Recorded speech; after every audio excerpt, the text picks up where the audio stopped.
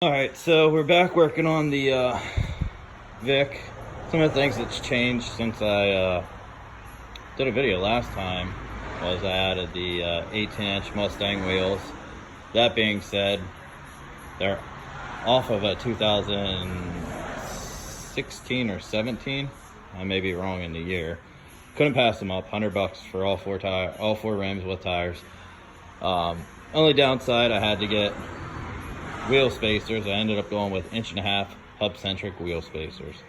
Another thing I have going on is I'm getting it ready to repaint it, but I'm gonna steer away from the paint and actually just plasti dip the whole thing. I'm thinking anthracite graphite. It's like a gunmetal color. So that is what is going on with the body. Previous paint job was using a crappy electrical spray gun, and there were some times where it dripped, so it gave me some runs. So I figured might as well, since she's in the garage now for a little bit, get the body work done, fix the dings, dents, scratches here and there, your normal Crown Vic things. But what I do have going on now on the driver's side is getting ready to drop the front roughly 2 inches. I'm going to take one coil off the spring. Some of the things you're going to have to do to get to that stage where I'm at right now is you'll have to undo the bolt and the caster nut from your tie rod. Generally, you can I just have it out of the way right now. And then your shock, you'll have to do your bolt from up top and then the 2 bolts underneath. Now it may be different for 2001 and up, but from 98 to 2000, I know that it is at least this way anyway. Once you do that, your shock will actually drop down. Mine shock was crap.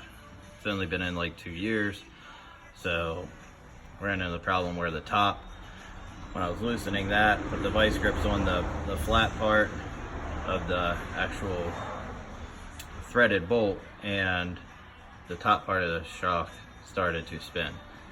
So I ended up just getting frustrated with it and just cut the top bolt off with the grinding wheel and just dropped it out, and just gonna go ahead and reorder new shocks for it.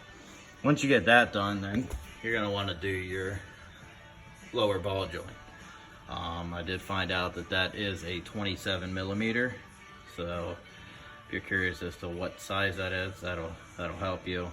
Your caster nut for your inner tie rods is a 14 millimeter. I actually just replaced inner and outer tie rods on both sides, including the sleeves. So that actually just dropped out pretty easy. I didn't have to use the tie rod puller tool. So basically now where I'm at is I have the jack underneath the A-arm, just holding that spring up under the pressure. So the thought process is, as I slowly release that pressure, the ball joint will be pressed out of the actual upper control arm. So then the A-arm should swing down a little bit and give me some clearance to be able to try and finagle that shock out. Like always, I preach it. Make sure you got your jack stands and double check, triple check everything before you start getting into it, as far as I am now, just so you don't have any slips or accidents. So I'm going to pause this and go ahead and try and lower this down and see where that is. If I run into any other issues, I will pick the video back up and address those issues. Another thing I did want to point out is when you start lowering the A-arm, your heat shield will actually get into the way. Right in here, it'll start catching. So what I did was I just took the cutting wheel and cut this just flush straight over. There's actually a bend in it where you can sit there and bend it out of the way, but in all honesty, I think that little bit of the brake pad or rotor, I should say, being out, I'm not going to be real concerned with that. I'm actually going to be replacing the rotors again within the next couple months anyway, because they were just replaced like 2 years ago. right after I got it. So I will pick the video back up there, and hopefully everything goes as I am thinking it should. So until the next video, hang on. Alright, so I'm back. That was definitely a challenge. Where we left off last, I had the tie rod and the bolt undone, and I had the crown nut undone on the lower ball joint. Theoretically, the one video I watched said you should be able to tap this side here, this side, the other side, and as you release the pressure on the jack, once it's jacked up under the A-arm, it will essentially just pop out the lower ball joint. Maybe if you've already replaced that, or you've already replaced your A-arm, that might be the case. However, not the case here. I ended up having to undo my sway bar link, and then I had to use my inner tie rod puller or ball joint puller to essentially break that loose. Once it broke loose, then I could use the jack to lower it down. As you can see, the top of the A-arm is resting on the frame. Also, that being said, I had to unbolt the bushing that goes on the bottom of the A-arm. Once I get it back together, I'll show you exactly where this goes, but it's just one 15mm bolt, and then this will just plop off, and that'll actually give you probably about an inch and a quarter of clearance to be able to drop down some more. So that being said, now I'm gonna work on getting the spring out, cut a coil off that, and put it back in and get this side back together. It's probably gonna sit a little lower without having the shocks on it just yet. Once I get them on, they're simple to install. So I will pick the video back up on the other side now that I know what for fun I'm going to be into with doing this, and then I'll finish it out the video with a final product of, you know, what I'm looking at now. Essentially, I'm going for like maybe a 2-inch drop. A lot of the forums I'm on say a coil. Some people have said a coil and a half, but I mean, they're running like the 2003, 2005, up to 2009 and 10. I haven't really seen too many 2000s lowered.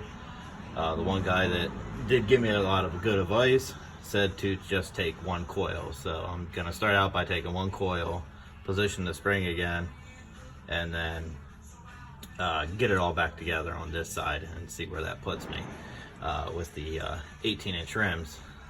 I'm thinking it should put me right about 2 inches, inch and a half, inch 3/4 ballpark area. So I'll pick the video back up once I get this side completed and put back together. So this is a spring out of the Vic. So basically I'm gonna take one coil. So how I'm measuring that, and I've asked a lot of questions and gotten a lot of good answers. So this is where it actually mounts to the A-arm.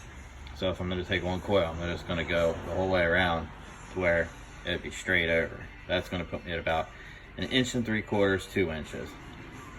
So that's basically how I'm going to measure it. I already have it marked, so I'm going to cut it. Getting it out wasn't too bad.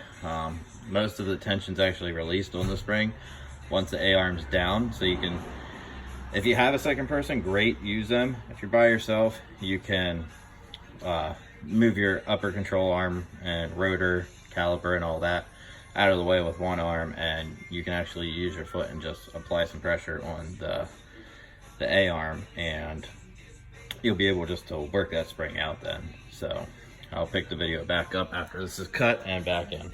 Thing back together.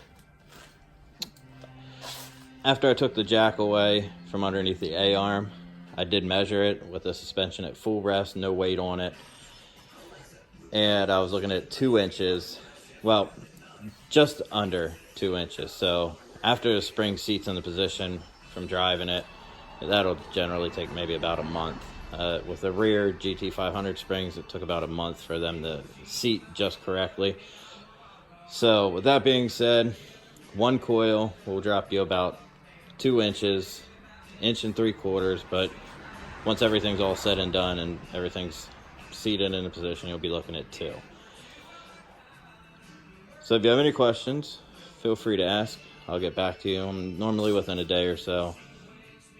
And always feel free to subscribe. Always looking for subscribers. I'm always doing something different to one of our vehicles, whether it's the Vic, the wife's Mustang, or the Dodge Journey.